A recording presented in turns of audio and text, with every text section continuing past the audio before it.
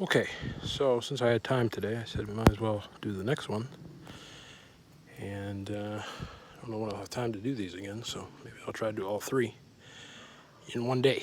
But anyway, so this is the next 505 I bought. This is a 1985 Peugeot 505 GL station wagon.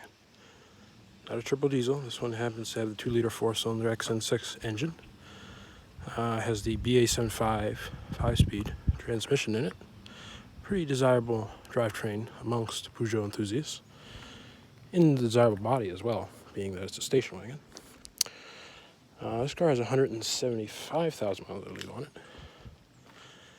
I bought it back in 2021. I think it was in October.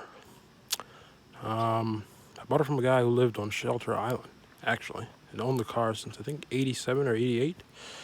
And he was trying to get rid of this car. I guess he was ready to get something maybe a little newer. He used it, I think he might have even used it as a daily driver at one point. I'm not really sure. By the time I'd got it, he basically just used it to tow his boat around. As you might be able to see the tow hitch on the back. But he was looking to get rid of it, and he was selling it for $600. And I sent him an email late one night. I saw this car popped up in a Peugeot Facebook group. One of my Renault buddies happened to post it, and I happened to see it. Sent the guy a message. And then later that night, he took the ad down. I was a little curious what happened, but I got a call the next morning saying that he took the ad down because the car had some problems. I don't remember exactly what they were or something. It was having some trouble starting, or I don't remember what they were. But anyway, he was looking to get rid of the car. So after about a week of going back and forth, finally went down there on Long Island, which is about 3 hours from me out there to Shelter Island, looked at the car, and I bought it for $500. And then it took me about another week to find a way to get it home because it wasn't in drivable condition back. There's a lot of things it needed, and I'll go into those things in a minute. But yeah, I bought the car there, and then finally I actually ended up picking it up on Long Island. I took the ferry from New London to Orient, and the fellow who owned it before me drove it out to Orient from Shelter Island, and then I put it on the ferry. But when I went to pick it up, the car had some problems that I hadn't known about at the time. Basically, I'll just tell you the short story. The clutch, master cylinder, and slave cylinder were bad, and it made the car almost inoperable because the clutch was at the floor. It was very hard to shift into the gears. So me and my father, who helped me bring it home, we had quite a bit of problems getting it on the boat, and then the battery was dying. It was a whole fiasco. But eventually we got it on the boat, and the ferry, I should say, and we got it home. Got it towed home all the way from New London to where I am in Connecticut. And first thing I did when I got it is I just started cleaning it out and started working on it. I originally planned to I think I bought it in October or November of 2021. I planned to just kind of wait till spring to work on it, but plans changed, and I ended up doing most of the work actually in the wintertime, so I can enjoy it that following spring and summer. So I did some of that work, and then included replacing the clutch master cylinder, which is quite a tricky job on these 505s, especially the XN6. And I'll show you the engine bay in a minute. And I'll show you why it's so tricky. And the slave cylinder, I also had to replace all the lines in between that. And after doing that, I was able to get the car, drivable, I guess I could say. But it's still in need of some work. I ended up I think that's the only things I did the first year, winter. During winter, I'm trying to remember if I did anything else then. I don't think so. So anyway, after I did that, really just started driving the car. Honestly, I think I may have changed spark plugs, but I think that was about it. And I just started driving the car and enjoying it. And probably wasn't the wisest thing to do. I should have done some other maintenance, which I will get into a little later. But what happened was I was driving on home one night, I think in April, and it just quit on me.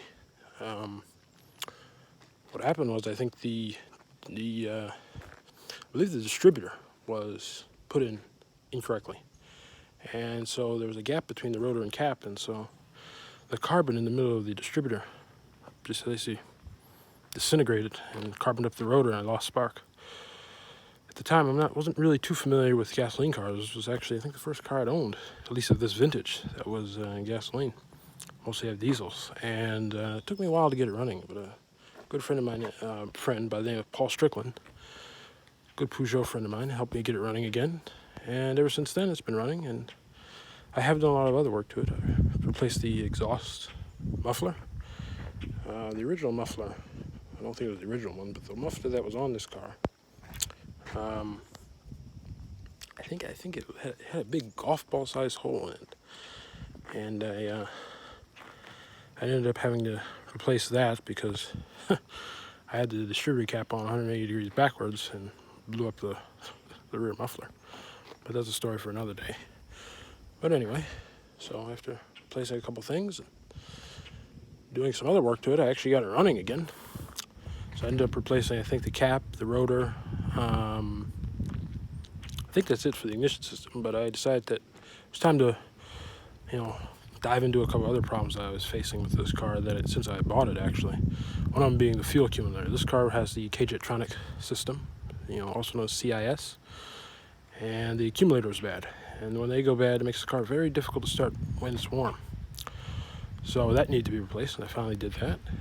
I also replaced the filter while I was at it, and that took me a while to figure out because these cars have some very specific fuel fittings for the system. I'm trying to remember, there's some banjo fittings, some barb fittings. It's very complicated to figure out, especially with the fuel lines being unavailable. You just can't buy, the correct fuel line, so I had to make it my own, so that took me a while to do. But after I was able to figure all that out, I've been able to have the car running quite well, actually, at least for what it is. It does have 175,000 miles on it. As you can see, the body is quite rough. That's really the main problem plaguing this car at this point is the body. You can see the rust right here is very bad. That whole dogleg area is just completely missing. That's Shelter Island, Long Island, salt air, just eating this thing up. But anyway, otherwise I really haven't had to do much other than that. But it takes time to get these cars sorted out, and I still haven't even finished it. There's still a lot of other things that need to be done. I think it still needs a new set of injectors and some other stuff like that. And I really should probably even pull the head off, do a valve job, honestly. I think it has a couple burnt valves, to be honest. I think I've burnt exhaust valves, but it runs half decent. I'm happy with it. This is not a daily driver for me. This is more of just kind of a tinkering car.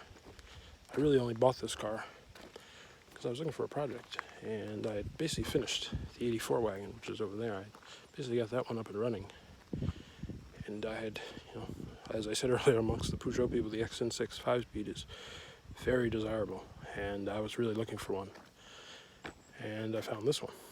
So one of the main reasons I bought it. But I'll just take a look in the interior, actually, and we can see what's going on there, and I'll tell you a little more about that. Now, I haven't really done much in here. As you can see, it's brown. It's a nice tan on the outside. I really like the color. But at the seats, this is how the seats were when I got it, more or less. I haven't done anything really in here. The dash is actually in pretty good shape. I think there's only some small cracks right there, but can't be too picky, right? It's actually in pretty good condition considering the age. You can see there's the miles, 175,496. I've been putting, this year I've been basically driving the car pretty much regularly, I'd say once a week, maybe twice a week. So I've put probably about 400 or 500 miles on it this year. You can see there. This car does have air conditioning. Again, it doesn't work. I've never had a car with working air conditioning. That is the original, not the original radio that came with it, but this is the correct model. Originally, when I got it, I think it had an aftermarket radio, or I think it was actually an OEM radio for a Honda. So it was quite out of place, but it did work. As you can see, 5-speed manual. And there you go. That's the original shift knob, just not in very good condition. Missing the shift pattern. You know what I'm talking about. I guess I can show you the rear now. It's kind of messy back here. I haven't really neatened that up. I think the door's open here. Actually got my other car's parts in there. As you can see, the rear seat in this car is in very good condition, as all of my 505 wagons happen to be. Now you might notice that this window crank is not from a Series 1 505. This is from, I believe, 86 and onward, when they went to the Series 2 interior. That's where the knob is from. I was in here when I got it, so I haven't replaced it yet, because it does work, but it is a little out of place. I'll show you the back. It's a little messy back here. I was in the midst of looking at the in-tank fuel pump, so I have the carpet up. The carpet's in pretty rough shape anyway. This is the rear tailgate cover. It's off right now. I need to put it back on. Yeah, so I was in the midst of doing some work on here, but I thought I might as well show you the car. And yeah, this as I was saying about the chrome railings in the first video. Yeah, that one's broken. Broken off at the end there, and that one's hanging off. You can reapply them, and I probably will do that for the left one when I finish putting the carpet back together. As you might have also noticed, this car has been rear-ended at some point. I'm not sure when, but it's pushed the back in. I'll show you from the side here. Pushed the back in quite a bit, so that's a little unfortunate. As I was saying earlier, the body is the real problem on this car, unfortunately. It's got some pretty rusty areas. The paint isn't very bad at all, though. So this is a GL, so it has hubcaps, manual windows. These cars do not have any clear coat on them. You might notice that, no metallic paint. So it's, they don't really shine that well, but you give it a good buff and wax and they look all right. Now this car did have fog lights on it at some point previous to when I owned it, but they had been taken off, probably were broken, or who knows what the case was. So I ended up reinstalling some. These are URO fog lights. They're not the Bosch ones, unfortunately. I didn't want to spend a couple $100 on fog lights, but these were about $50 for the pair, and they look original, so I'm fine with them. It does need a new set of tires. These tires are in very bad shape. I haven't had a chance to replace them yet. You can see the Shelter Island sticker there for the fire department. Pretty neat. The antenna is not original. I put that in there. There was an antenna on it when I bought it, and I'm thinking I'm just going to install a power antenna because I haven't found an antenna really that fits well either. See if there's anything else I can show you. Not much really else to show you on the outside, because I was talking about the rust down there. Oh, well, you do have the Peugeot World Rally Champion sticker on this one as well.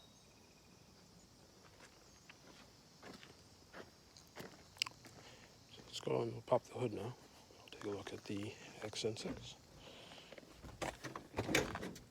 I think these motors were rated for about 97 horsepower. Not sure on the torque rating on this one either.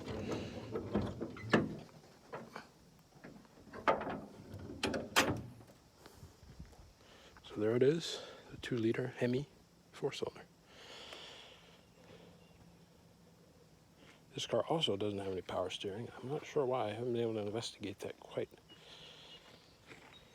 yet because, well, I don't know if you can see it. It's kind of hidden down there, but anyway, the power steering pump is underneath there.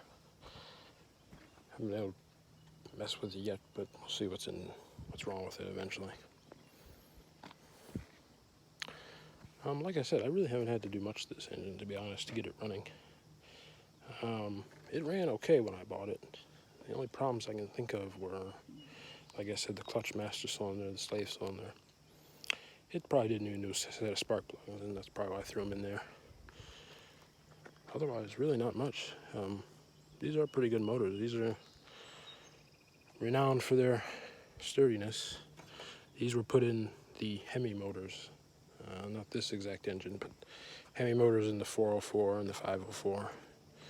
Obviously different variants, not exactly the same engine. I don't think they were 2 liters, I think they were smaller. But yeah.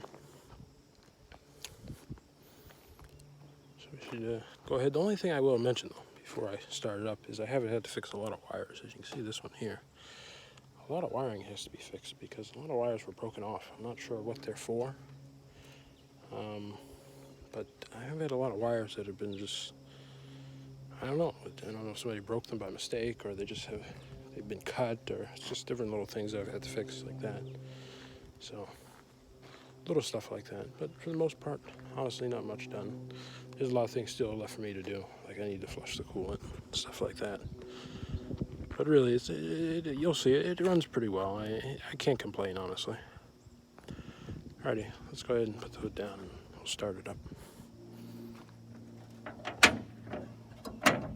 As you can see, I don't think I mentioned this in the first video, the mice love getting into the insulation for 505 hoods.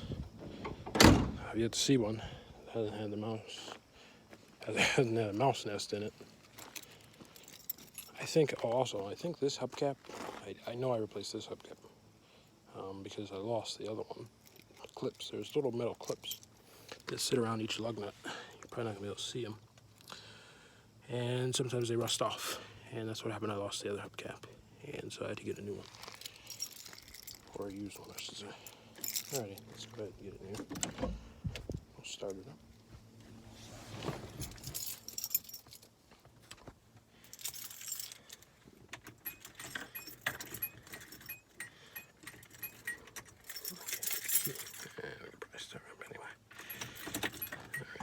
And most of this gauge cluster does not work.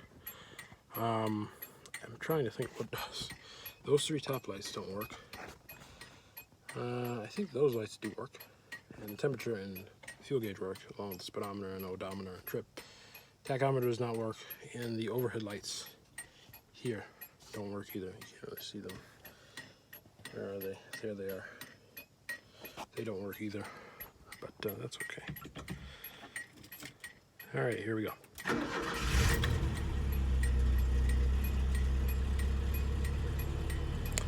I don't know if you just heard that, but that is the underside fuel pump. And that's usually a sign that your intake pump isn't working. You hear that little squirting noise. And that's why I was investigating the rear intake pump. But anyway, let's just go take a quick walk around, and you can listen to the engine.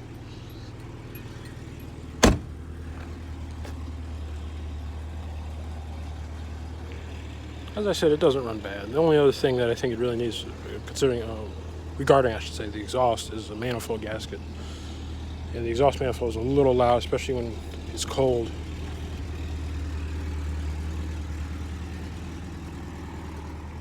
You might even be able to hear it a little bit now. But it's honestly not a bad car to kind of go around for nice little cruises in around town. I don't drive it very far. I've taken it up to Lime Rock once. Might try to get it up there again this year, but that's really it. My eventual plans for this car, well, they kind of vary. I haven't really had a final decision on what I'm going to do with it. I would prefer to fix it up, but it is quite rusty. It does need some work for the drivetrain as well. I think the engine could use a going through.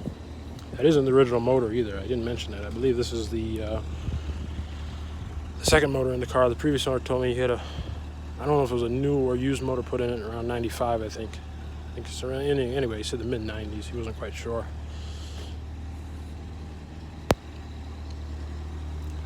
So, I think it does need a general freshening up, especially on the engine side of things. And the body just needs a lot of metal work. But, who knows? Might eventually decide to do more with it. But for right now, I'll just, just try to get the running as well as I can.